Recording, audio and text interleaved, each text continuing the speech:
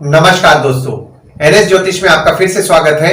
आज हम बात करेंगे वृश्चिक लग्न यानी कि स्कॉर्पियो एसेंडेंट का अक्टूबर 2023 का महीना कैसा रहेगा। आइए चलिए देखते हैं। इस भाव को लग्न भाव कहते हैं। अगर इस भाव पे 8 नंबर लिखा हुआ है तो ये वृश्चिक लग्न वाले जातकों की पत्रिका है। आइए देखते हैं कौन कौन से ग्रह शुरुआती तौर पे आपके किस किस स्थान पे बैठे हुए हैं। तो शनि आपके चौथे भाव में बैठे हुए हैं, चंद्रमा, गुरु और राहु आपके छठवें भाव में बैठे हुए हैं, शुक्र आपके 10वें भाव में बैठे हुए हैं, सूर्य, बुध, मंगल आपके 11वें भाव में बैठे हुए हैं और केतु आपके 12वें भाव में बैठे हुए हैं। गोचर की अगर हम बात करें तो शुक्र का गोचर 1 अक्टूबर को हुआ था। शुक्र आपके नवम भाव से आपके दशम भाव में 1 अक्टूबर को गोचर किए थे। वहीं गुरु 4 सितंबर से 31 दिसंबर तक आपके छठवें भाव में ही वक्री रहेंगे और बुध 1 अक्टूबर को आपके 10वें भाव से 11वें भाव में गोचर किए थे और 18 अक्टूबर को आपके 11वें भाव से 12वें भाव में गोचर करेंगे और मंगल 3 अक्टूबर को आपके 11वें भाव से 12वें भाव में गोचर करेंगे और सूर्य 17 अक्टूबर को आपके 11वें भाव से 12वें भाव में गोचर करेंगे। यहां पे मैंने दृष्टियों के लिए कुछ मार्किंग कर दिया है ताकि आपको समझने में आसानी पड़े। तो शनि की दृष्टि के लिए मैंने स्टार मार्किंग कर दिया है, गुरु की दृष्टि के लिए मैंने डॉट मार्किंग कर दिया और मंगल की दृष्टि के लिए मैंने हैश मार्किंग कर दिया है।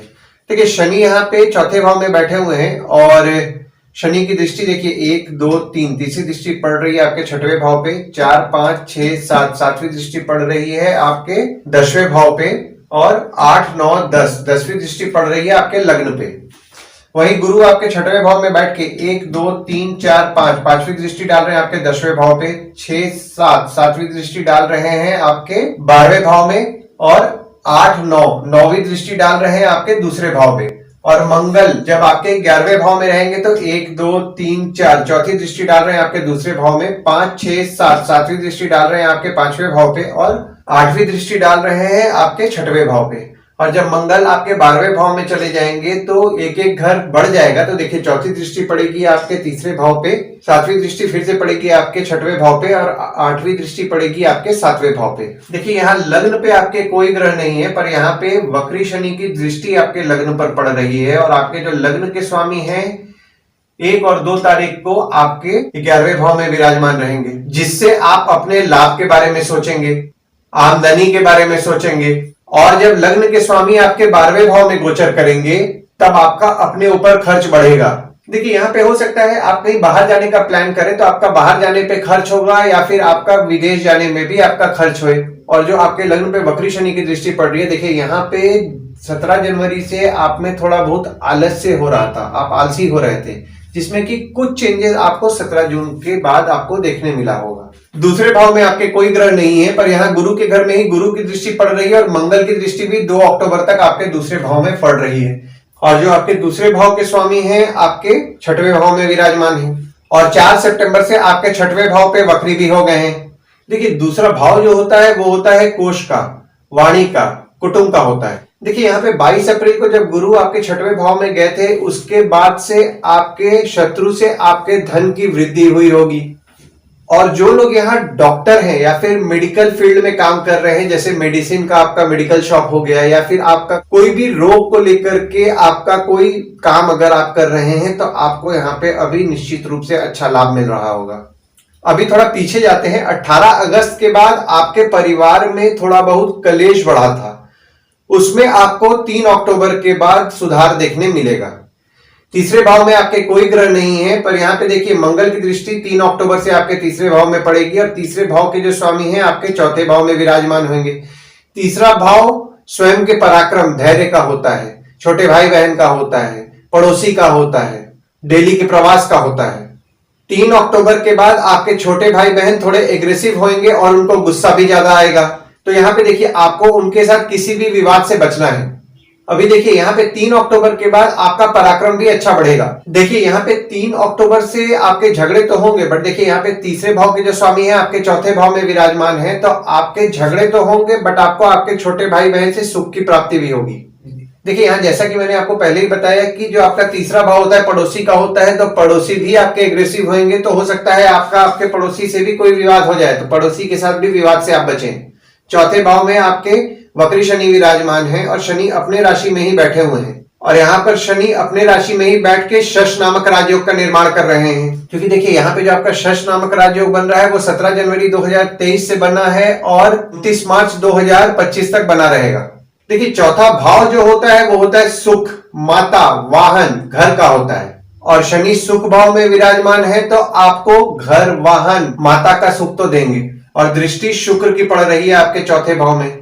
और यहाँ जो लोग जमीन, गाड़ी से रिलेटेड काम कर रहे हैं, जैसे कि आपका जमीन से रिलेटेड हो गया कि आप रियल एस्टेट का ब्रोकरेज कर रहे हैं, या फिर आप बिल्डर हैं, या फिर आप प्रॉपर्टी डीलर हैं, और या फिर आप गाड़ी से रिलेटेड अगर आप काम करते हैं, जैसे कि नई पुरानी गाड़ी का आप काम कर रहे हैं, या फिर आप कार डिटेलिंग का काम कर रहे हैं, कार एक्सेसरीज का काम कर रहे हैं, या कोई भी घर या कार से संबंधित अगर आप काम कर रहे हैं तो आपका काम अभी अच्छा चलेगा। क्योंकि शनि सुख भाव में आए हुए हैं तो आपको सुख तो जरूर प्रदान करेंगे। और यहाँ पे देखिए बाकी जो लोग काम कर रहे हैं ना, कोई भी और काम अगर आप कर रहे हैं तो आपके काम में थोड़ी बहुत अड़चने आपको देखने मिल रही होंगी 17 जनवरी 2023 से। लेकिन देखिए आपके जब शनि वक्री हुए हैं 17 जून से, तो उसके बाद से कुछ आपके काम में सुधार भी हल्का फुल्का ही, लेकिन कुछ सुधार आपको देखने जरूर मिला होगा। पांचवें भाव में आपके कोई ग्रह नहीं है, पर यहाँ पे मंगल की दृष्टि 2 अक्टूबर तक आपके पांचवें भाव में पड़ रही है और आपके पांचवें भाव के स्वामी जो है आपके छठवें भाव में विराजमान है। पांचवा भाव जो होता है वो होता है प्रेम का, संतति का, साधना का, पढ़ाई का। देखिए यहाँ भी फिर से थोड़ा पीछे जाते हैं। 18 अगस्त को जब आपके मंगल की दृष्टि आपके पांचवें भाव में पड़ी थी तो आपके जो संतान होते हैं ना, जो संतति होते हैं, उनको क्रोध ज्यादा आ रहा था, उनको गुस्सा ज्यादा आ रहा था। और आपके देखिए आपके पांचवें भाव के स्वामी आपके छठवें भाव में भी विराजमान है, तो यहाँ पे उनको क्रोध भी आ रहा था। और जैसा कि मैंने आपको पहले ही बताया है कि आपको डिप्लोमेटिकली अपने बच्चों को हैंडल करना है, वरना आपके बच्चे आपको अपना शत्रु समझने लगेंगे। तो यहाँ पे जो क्रोध जो आ रहा था, क्रोध की जो समस्या है वो आपकी कम हो जाएगी 3 अक्टूबर से। और जो आपका प्रेम संबंध है, प्रेम संबंध में भी आपके झगड़े हो रहे थे, वो भी आपके खत्म हो जाएंगे 3 अक्टूबर को जब आपके मंगल का गोचर हो जाएगा, तो उसके बाद फिर वो चीज कम हो जाएगा। और यहाँ जो स्टूडेंट्स हैं उनके पढ़ाई में उनको कुछ ना कुछ बाधाएं और अड़चने 22 अप्रैल से आ रही होंगी और स्टूडेंट्स कुछ नया सीख भी नहीं पा रहे होंगे। अभी आपके शत्रु और विकारों के कारण आपको चिंता भी रह रही होगी। छठवें भाव में आपके चंद्रमा, गुरु और राहु विराजमान है। और दृष्टि की अगर हम बात करें तो देखिए शनि की नीच की दृष्टि आपके छठवें भाव पे पड़ रही है और मंगल की दृष्टि मंगल के घर में ही पूरे महीना आपके पड़ रही है। छठवां भाव जो होता है वो होता है रोग, ऋण, मामा मौसी, शत्रु का होता है। देखिए यहाँ पे जो चंद्रमा है, चंद्रमा आपके 1 तारीख के रात के 12:15 पर आपके छठवें भाव से आपके 7वें भाव में गोचर कर जाएंगे। देखिए यहाँ पे जो आपके गुरु राहु से आपके छठवें भाव में गुरु चांडाल योग बन रहे थे, उनमें डिग्री वाइज बहुत ज्यादा दूरी आ गया है, तो अब वो उतना प्रभावशाली नहीं रह रहे हैं। देखिए यहाँ पे मंगल की दृष्टि जो आपके छठवें भाव में पड़ रही है वो 18 अगस्त से पड़ रही है, तो 18 अगस्त से आपके शत्रु या कॉम्पिटिटर जो होते हैं ना, वो कुछ ज्यादा ही एग्रेसिव रह रहे होंगे और आपका आपके शत्रु या कॉम्पिटिटर से झगड़ा भी हो सकता है। तो यहाँ पे देखिए आप कोशिश कीजिए कि शत्रु या कॉम्पिटिटर से किसी विवाद में ना पड़े, क्योंकि देखिए कंपटीशन अपनी जगह है, अननेसेसरली झगड़ा करके तो कोई फायदा नहीं है, तो किसी विवाद से आप बचें। और देखिए यहाँ पे आपके तबियत में भी कुछ ना कुछ समस्याएं 22 अप्रैल से आपको हो रही होंगी। देखिए आपके जो छठवें भाव के जो स्वामी है आपके 11वें भाव में विराजमान है, तो आपको शत्रु से भी आपको लाभ होगा। और जो लोग बैंक रिकवरी या फिर आपके सिक्योरिटी एजेंसी से रिलेटेड काम करते हैं उनको भी अभी अच्छा फायदा होगा। और जो लोग यहाँ पे मेडिकल फील्ड से काम कर रहे हैं, जैसा कि मैंने आपको पहले ही बताया, डॉक्टर हैं या फिर मेडिसिन संबंधित काम कर रहे हैं या बीमारी से रिलेटेड जो रोग होता है, रोग से संबंधी अगर काम कर रहे हैं तो उनको भी अच्छा लाभ हो रहा होगा। हालांकि देखिए ये लाभ अभी अक्टूबर के महीना में 2 दिन के लिए ही है, क्योंकि आपके 2 तारीख तक ही आपके मंगल जो है आपके 11वें भाव में विराजमान है, फिर वो 12वें भाव में चले जाएंगे। और जब मंगल आपके 12वें भाव में चले जाएंगे तो यहाँ पे देखिए मंगल से आपके विपरीत राज्य होगा। देखिए यहाँ पे आप अपने शत्रु या कॉम्पिटिटर पे खर्च तो करेंगे, लेकिन खर्च करने के बाद आप उन पे विजय भी पाएंगे। 7वें भाव में आपके कोई ग्रह नहीं है, पर यहाँ पे देखिए मंगल की दृष्टि 3 अक्टूबर से आपके 7वें भाव में पड़ जाएगी और 7वें भाव के जो स्वामी है आपके 10वें भाव में विराजमान है। 7वां भाव जो होता है वो होता है आपके स्पाउस और भागीदार का। देखिए 3 अक्टूबर से जब मंगल की दृष्टि आपके 7वें भाव में पड़ेगी तो आपका स्पाउस और आपका भागीदार एग्रेसिव होंगे और उनको गुस्सा भी ज्यादा आएगा। हो सकता है आपका उनसे कोई विवाद हो जाए या फिर झगड़ा हो जाए। अभी अगर आप किसी के साथ पार्टनरशिप में काम करने का सोच रहे हैं तो अभी नहीं करिए, क्योंकि यहाँ पे अभी जब आप पार्टनरशिप करेंगे तो वो एग्रेसिव फॉर्म में रहेंगे तो आपको झगड़ा होगा, तो अभी आप कुछ दिन के लिए रुक जाइए। और अगर आप पार्टनरशिप में पहले से काम कर रहे हैं तो उनके साथ विवाद से बचें। देखिए यहाँ पे आपके सप्तम भाव के जो स्वामी है आपके दशम भाव में है, तो आपका स्पाउस आपको काम में मदद तो करेगा और अभी आपके स्पाउस और आपके पिता के संबंध भी अच्छे रहेंगे। 8वें भाव में आपके कोई ग्रह नहीं है, ना ही किसी ग्रह की दृष्टि पड़ रही है, पर आपके 8वें भाव के जो स्वामी है 1 से 17 अक्टूबर तक आपके 11वें भाव में विराजमान है। देखिए यहाँ पर 1 से 17 तारीख के बीच में अगर आपके कोई दोस्त है तो उनकी तबीयत खराब रह सकती है। और देखिए आपकी आमदनी में कुछ अड़चने भी आएंगी और आपको आमदनी भी मिलेगा, क्योंकि देखिए यहाँ पे जो बुध है आपके अष्टम भाव के स्वामी है और आपके 11वें भाव के भी स्वामी होकर के 11वें भाव में बैठे हुए हैं। तो आपको आमदनी तो मिलेगा, लेकिन कुछ ना कुछ अड़चने भी आपके आमदनी में आते रहेगी। और जब बुध 18 अक्टूबर को आपके 12वें भाव में जाएंगे तो देखिए बुध से आपके पत्रिका में विपरीत राजयोग का निर्माण भी हो जा रहा है। नवम भाव में आपके कोई ग्रह नहीं है, ना ही किसी ग्रह की दृष्टि पड़ रही है, पर आपके जो नवम भाव है वो आपके कर्क का है, जिसके स्वामी चंद्रमा है। और चंद्रमा 7 तारीख के शाम में 5:18 पर विराजमान होंगे और 9 तारीख के सुबह 5:45 तक आपके नवम भाव में ही विराजमान भी रहेंगे। देखिए जब चंद्रमा आपके नवम भाव में आएंगे ना, तो आपको भाग्यशाली बनाएंगे और देवी देवताओं की आप पर कृपा भी रहेगी। खासकर इस दिन आप अपने आप में ज्यादा स्पिरिचुअल महसूस करेंगे। देखिए यहाँ पे चंद्रमा जब आपके नवम भाव में आएंगे तो यहाँ पे देखिए शाम को आएंगे और सुबह सुबह चल जाएंगे, तो आप 8 तारीख की समझ करके रखिए। तो 8 तारीख को स्पेसिफिकली अगर आप पूजा करेंगे तो आपको अच्छा फल मिलेगा और आपका नसीब भी आपका अच्छा साथ देगा। दशम भाव में आपके शुक्र विराजमान है और वक्री शनि की दृष्टि आपके दशम भाव में पड़ रही है और वक्री गुरु की दृष्टि भी आपके दशम भाव में पड़ रही है। और आपके दशम भाव के जो स्वामी हैं वो आपके 11वें भाव में 1 से 16 तारीख तक विराजमान रहेंगे। दशम भाव से हम बॉस, पिता, ऑफिस, काम को देखते हैं। और जो शुक्र आपके विराजमान है वो आपके 12वें भाव के स्वामी हैं, जो कि आपके 10वें भाव में विराजमान है। देखिए यहाँ पे आपके पिता पे आपका कुछ ना कुछ खर्च होगा, आपके काम पे आपका कुछ ना कुछ खर्च होगा, आपके ऑफिस पे भी आपका कुछ ना कुछ खर्च होगा। और अगर आपका कोई काम पैसा दे करके होना है, जो कि बहुत दिन से नहीं हो पा रहा था, वो भी अभी आपका पैसा दे करके आपका काम हो जाएगा। 11वें भाव में आपके सूर्य 16 अक्टूबर तक विराजमान है, बुध 17 अक्टूबर तक विराजमान है और मंगल 2 अक्टूबर तक ही आपके 11वें भाव में विराजमान है। और यहाँ जो बुध है अपनी राशि में ही बैठे हुए हैं और सूर्य बुध की युति आपके 11वें भाव में हो रही है, तो बुध आदित्य योग का आपके 11वें भाव में निर्माण हो रहा है।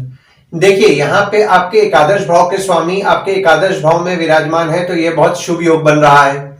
यहाँ पे हो सकता है कि आपके पहचान वालों द्वारा आपको लाभ होए, मित्र भी आपको कोई ना कोई काम अभी दिला सकते हैं जिससे कि आपको धन लाभ होएगा और आप अपने काम से कुछ ना कुछ सीखते ही रहते होंगे। देखिए 18 अगस्त से आपके मामा, मौसी और शत्रु से भी आपके धन लाभ के योग बन रहे हैं, जो कि 2 अक्टूबर तक रहेगा। और अगर आपके पांव के एंकल में कोई समस्या आपके 18 अगस्त से हो रही थी तो वो 3 अक्टूबर के बाद कम हो जाएगा।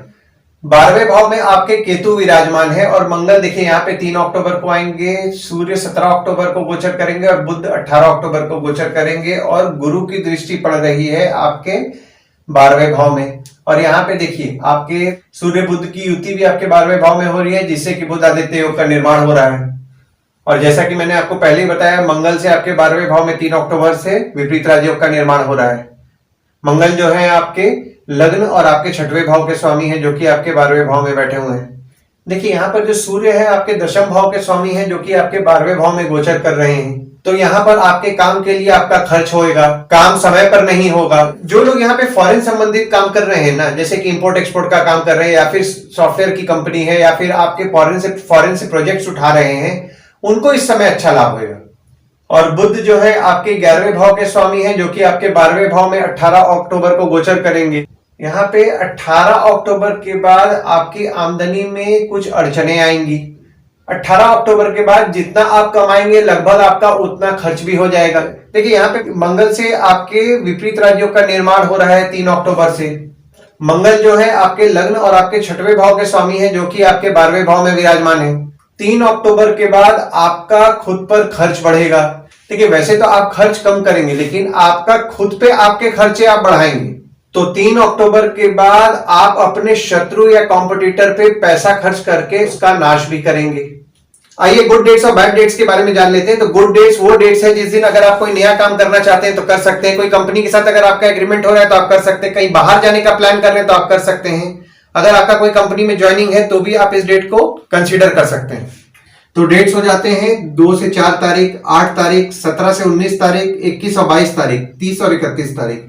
वहीं बैड डेट्स में अगर आप कहीं बाहर जाने का प्लान कर रहे हैं तो नहीं कीजिए, कोई कंपनी के साथ आपका एग्रीमेंट हो रहा है तो अवॉइड कीजिए, कोई कंपनी में अगर आपका ज्वाइनिंग है तो आप अवॉइड कीजिए, या अगर आप कोई नया चीज खरीदना चाह रहे हैं तो भी आप अवॉइड कीजिए। डेट्स आपके लिए अच्छे नहीं रहेंगे। तो डेट हो जाते हैं 1 तारीख, 5 से 7 तारीख, 14 से 16 तारीख, 20 तारीख, 28 और 29 तारीख। इस डेट्स को आप कहीं लिख करके रख लीजिए ताकि आपको ध्यान में रहे। देखिए, वृश्चिक लग्न वालों के नवम भाव के जो स्वामी है वो चंद्रमा है, तो अगर आप शिव भगवान की पूजा करेंगे तो आपको अच्छा लाभ मिलेगा। तो आप शिव भगवान की पूजा करें, शिव मंदिर जाएं, शिव भगवान को आप सोमवार के दिन जल चढ़ाएं, उससे आपको अच्छा लाभ मिलेगा। या फिर आप ओम नमः शिवाय का जाप भी अगर आप घर बैठ करके करेंगे उससे भी आपको फायदा होगा। और आपको शनि की, देखिए यहाँ पे आपकी दृष्टि पड़ रही है कर्म स्थान पे, जिसकी वजह से आप थोड़ा काम से परेशान रह रहे होंगे, तो आप ओम शं शनिश्चराय नमः का जाप करें। कोई लास्ट सैटरडे किसी गरीब को तला चना खिलाएं, शनिवार के दिन शनिदेव को तेल चढ़ाएं, उससे आपको अच्छा लाभ होगा। और सूर्य को भी आपको इस महीने जल चढ़ाना है। सूर्य को जल चढ़ाते समय ओम ह्रीम सूर्याय नमः का जाप करें, वो भी आपके लिए अच्छा फलदायी रहेगा। आशा करता हूं इस वीडियो में दी हुई जानकारी आपको पसंद आई होगी। अगर आप हमें YouTube पे देख रहे हैं और ये वीडियो आपको पसंद आया हो तो इस वीडियो को लाइक करें, चैनल को सब्सक्राइब करें और नोटिफिकेशन बेल जरूर दबाएं। और अगर आप हमें Facebook पे देख रहे हैं तो Facebook पेज को लाइक करें और फॉलो करें। धन्यवाद दोस्तों, कल फिर मिलेंगे एक नए वीडियो के साथ।